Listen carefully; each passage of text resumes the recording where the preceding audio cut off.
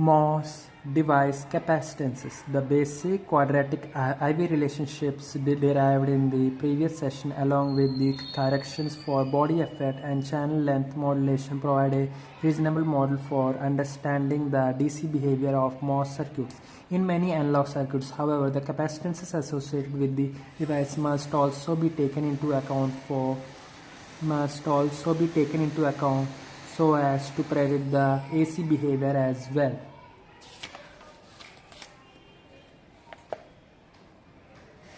Here you can see the figure MOS capacitances. We expect that a capacitance exists between every two of the four terminals of a MOSFET figure. Moreover, the value of each of these capacitances may depend on the bias conditions of the transistor. Considering the physical structure in figure A, we identify the following: 1. Oxide capacitance between the gate and the channel C1 equal WL C0 X. 2.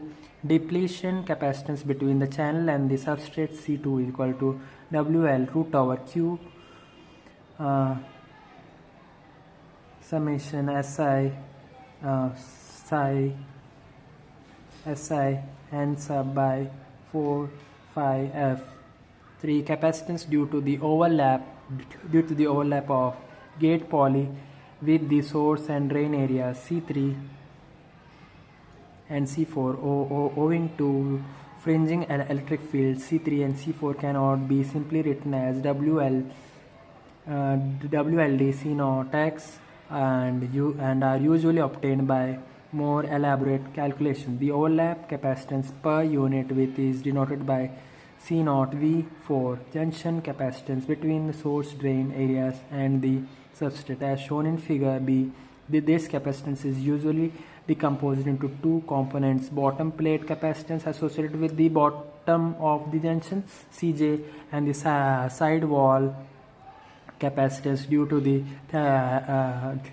perimeter of the junction CJSW. The distinction is necessary because different transistor geometries yield different area and perimeter values for the S by D junctions. We typically specify Cj and CJSW as capacitance per unit area and unit length respectively. Note that each junction capacitance can be expressed as Cj equal to Cj0 by 1 plus VR by phi b to power m, where VR is the reverse voltage across the junction, phi b is the junction built-in potential, and m is a power typical in the range of 0.3 and 0.4.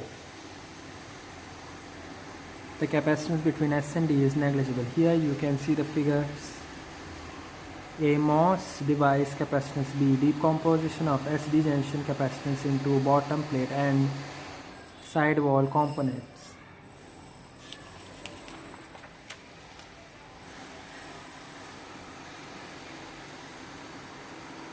Here you can see the figure where variation of gate source and gate drain capacitance versus VGS.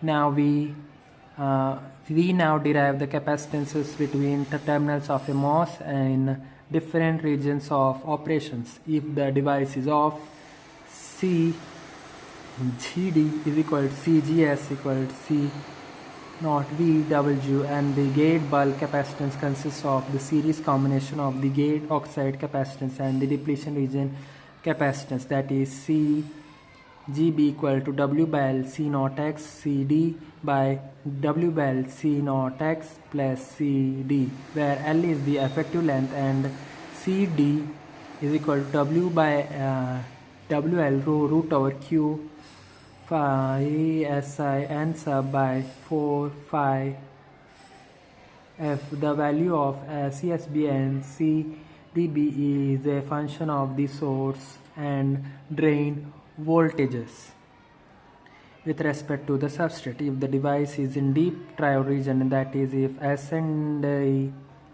and D have approximately equal voltages, then the gate channel capacitance WL L C naught X is divided equally between the gate and source terminals and the gate and drain terminals. This is because change the delta V in the gate voltage draws equal amounts of charge from S and D. Thus, CGD